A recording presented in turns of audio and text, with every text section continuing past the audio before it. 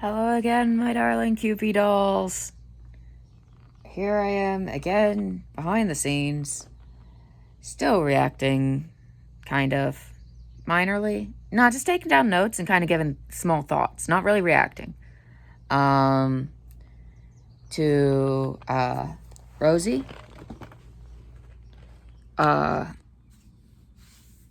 AKA Quirky Love Rose.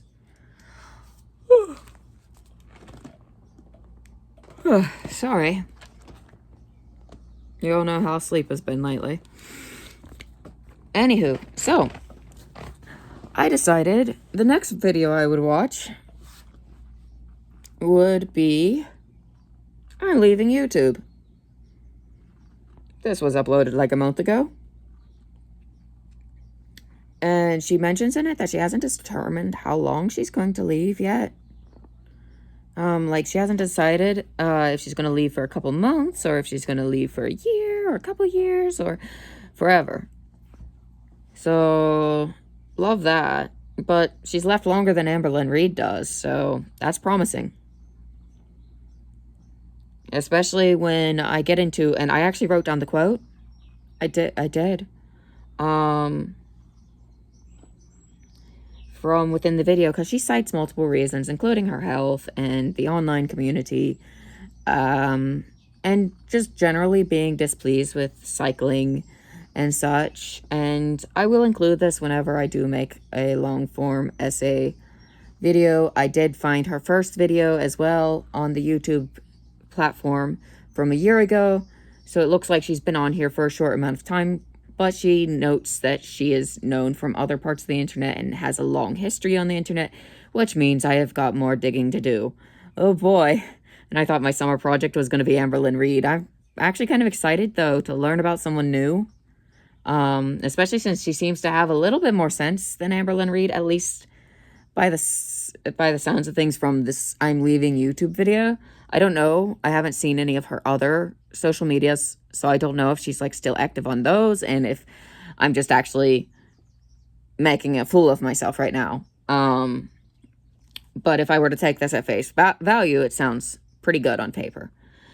She said, and quote, "I still want to leave because I've come to some conclusions and some things about my health journey and how that's going on the internet and how I'm not liking the results and how I'm changing trajectory and changing patterns because I refuse to cycle through the same BS." Yes, I've censored it. She actually said the full words.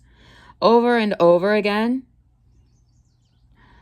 And I'm finding myself cycling and I don't like it."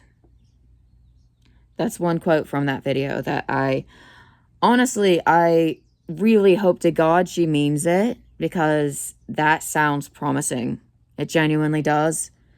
It sounds genuinely like she's fed up and like she's genuinely displeased with the direction her life is currently going, and like she is determined to make a change. You know, she doesn't have the sound of determination in her voice. She just sounds exhausted. But sometimes when you're spoony, exhausted is as far as you can get with determination. Let's see. And then she goes on to say, "If I have to excuse myself and get myself together," or I think she might have said my health, "then that's what I'll do." And once again, I applaud that because, like, brilliant. That's honestly, sometimes people,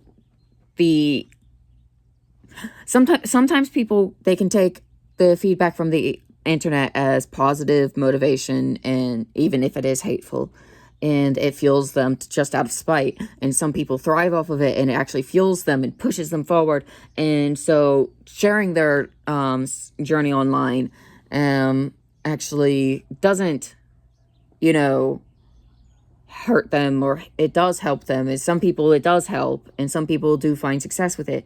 I'm sure of that. But if it hasn't been successful thus far, it is definitely a good idea to deal with it privately, I think, because dealing with it publicly could just make things worse.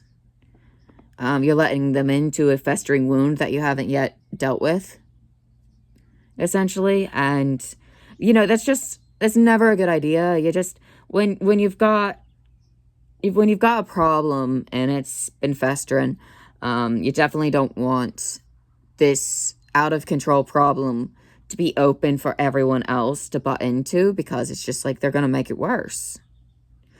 What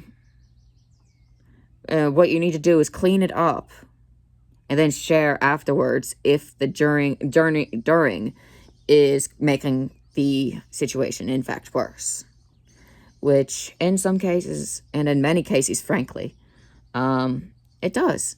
I'm probably one of the few people who, if people send me hate, I'm kind of just like, I find it genuinely kind of funny, and I kind of tend to pin it. I'm not gonna lie. I'm really, really, really sassy.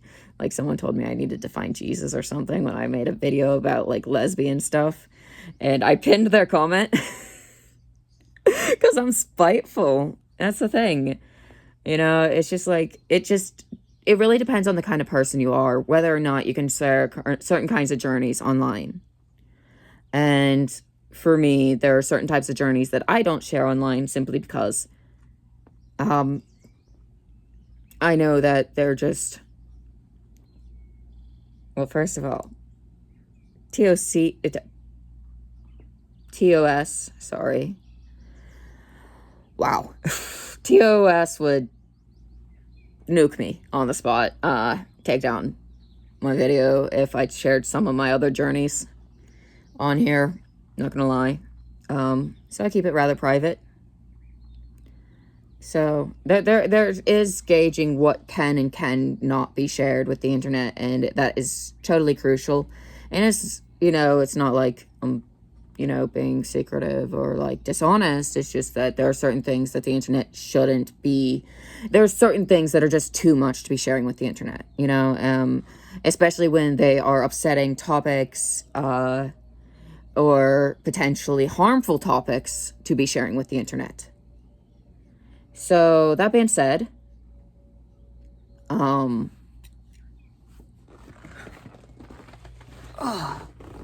if this is genuine, I am hopeful, because at the end of the day, I am optimistic.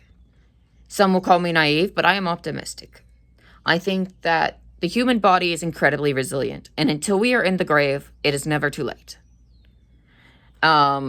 It's like one of my favorite YouTubers always says, the only hole you cannot dig yourself out of is the grave. And that's true. It's quite true. So I don't think anyone is beyond hope or beyond help. Genuinely, like I said, until they're in the ground, I think there's still hope. Until they're all no longer on this mortal coil, we'll say. I think there's still hope. Because the body is resilient. It wants to live. Everything we are designed to do is to survive.